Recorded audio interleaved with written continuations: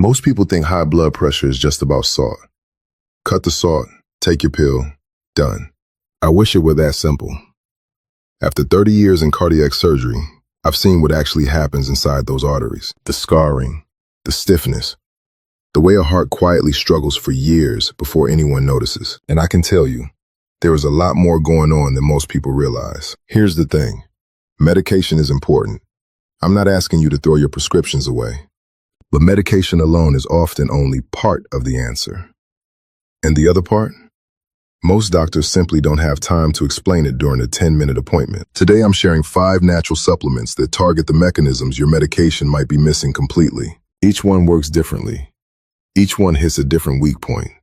And when you combine them, the results can genuinely surprise you. Stay with me, because by the end of this video, you'll understand your own blood pressure better than you ever have before. Let me give you a bit of background first.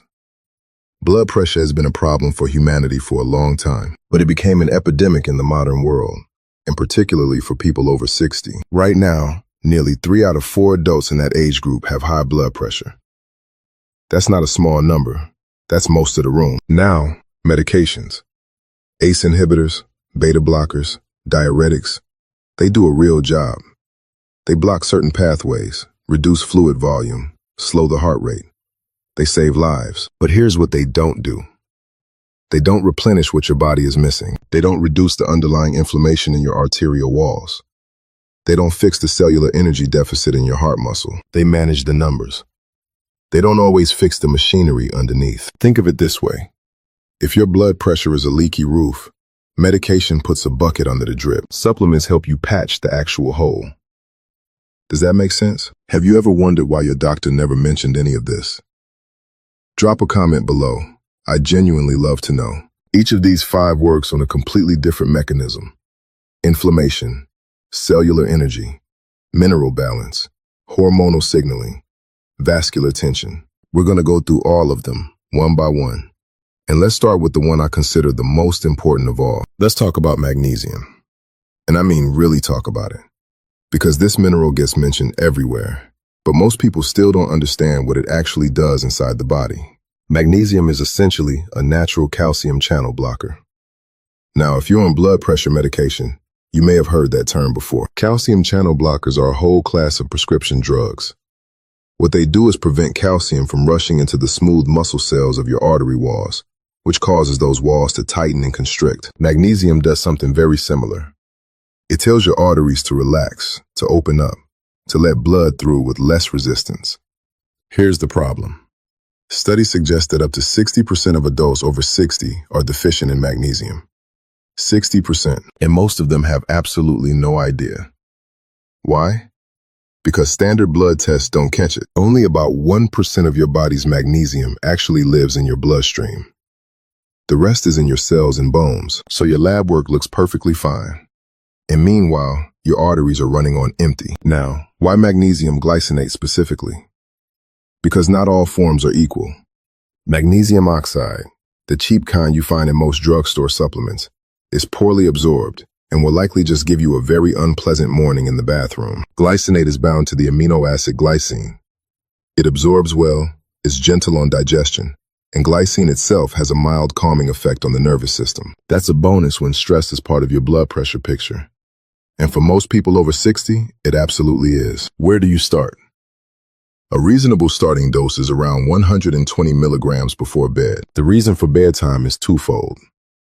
Magnesium has a gentle, relaxing effect, and nighttime is when your body does most of its cellular repair. You can gradually work up to 300 to 400 milligrams as tolerated. And always talk to your doctor first, particularly if you have kidney disease. Now let's talk about something that surprises a lot of my patients when I bring it up. Fish oil. High-quality omega-3 fish oil. People think of fish oil as a heart supplement in a general, vague sort of way. Good for the heart, sure, whatever. But I want to explain the specific mechanism, because once you understand it, you'll never look at this supplement the same way again. Your arteries are not just passive pipes. They're living tissue. And like any living tissue, they can become inflamed. Chronic low-grade inflammation in the arterial walls makes them stiffer, narrower, and far less flexible.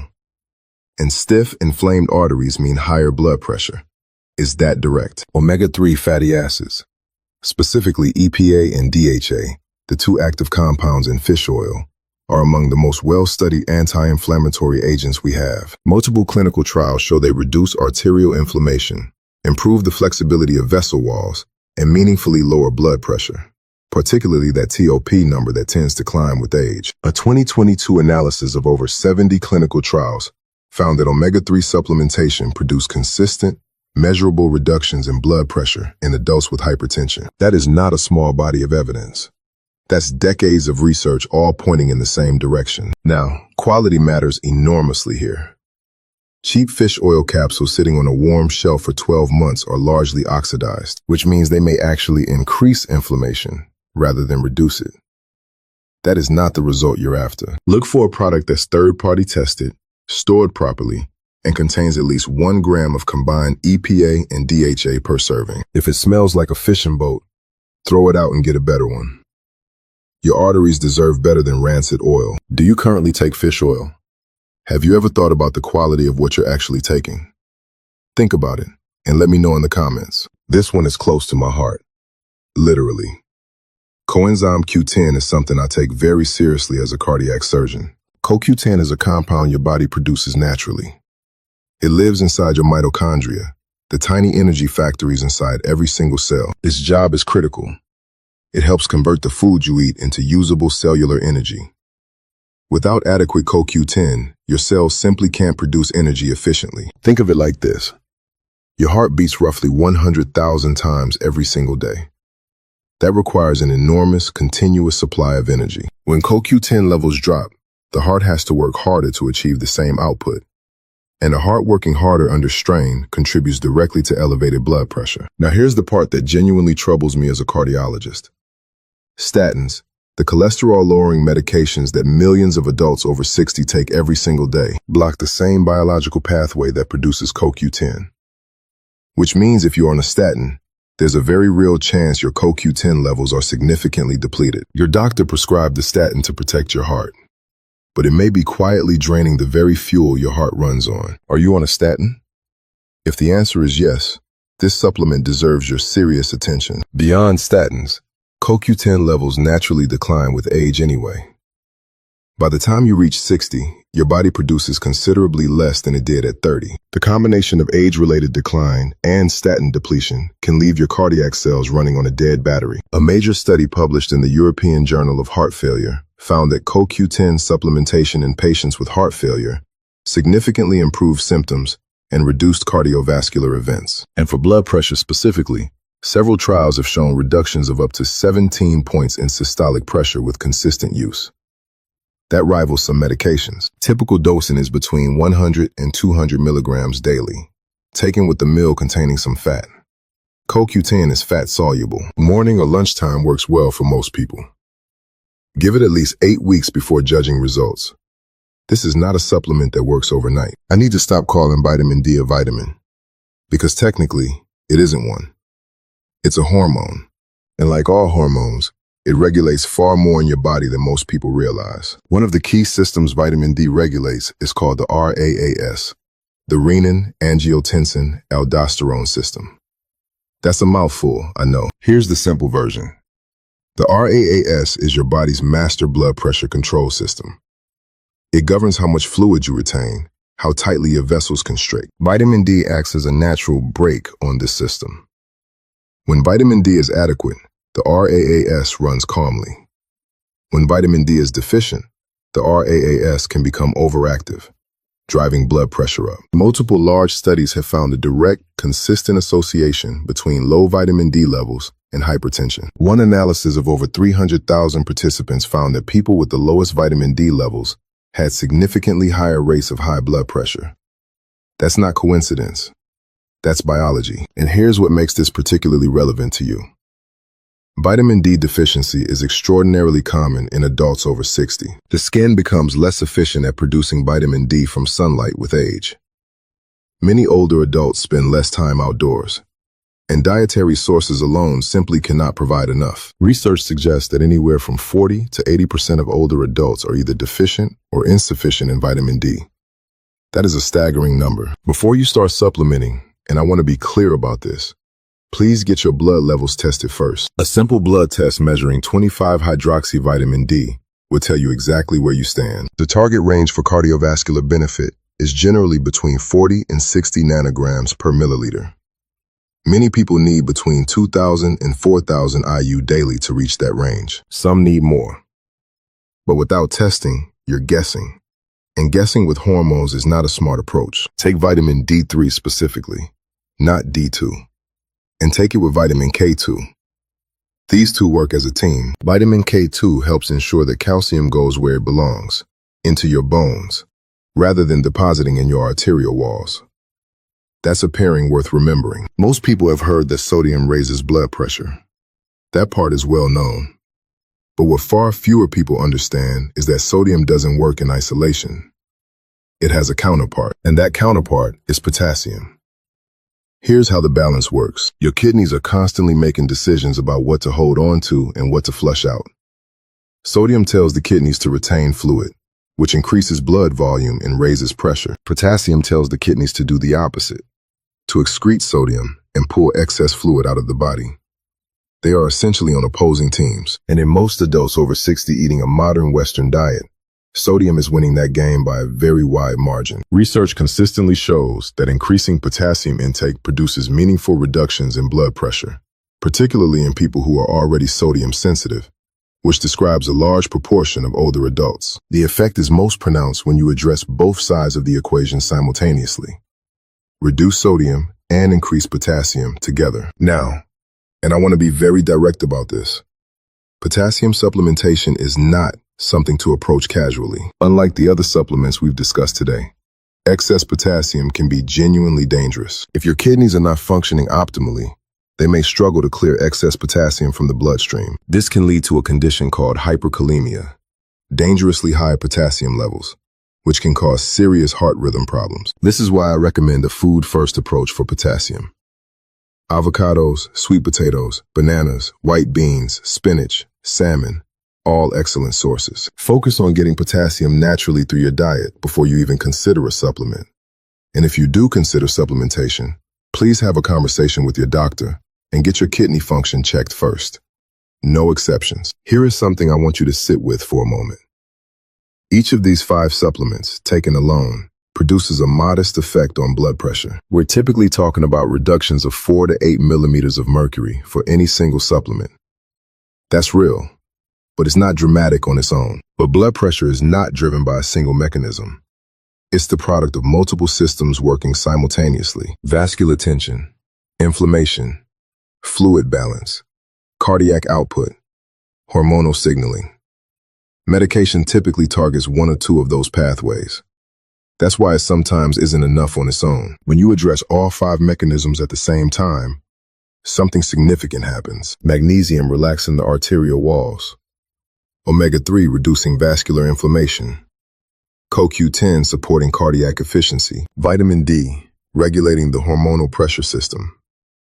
Potassium balancing fluid retention. The combined effect becomes considerably greater than the sum of its parts. This is what I explain to my patients. You're not just taking 5 supplements. You're running a coordinated support operation on 5 different fronts simultaneously. And that's precisely why some of my patients have been able to have genuine conversations with their doctors about reducing medication doses. Not eliminating them, but reducing. Under proper medical supervision, with monitored results. Has your doctor ever talked to you about this kind of approach? If not, bring this video to your next appointment. Seriously. I want to address something directly before we move on. Because I've been talking about natural supplements for several minutes, and I never want anyone to walk away with the impression that natural automatically means harmless. It does not.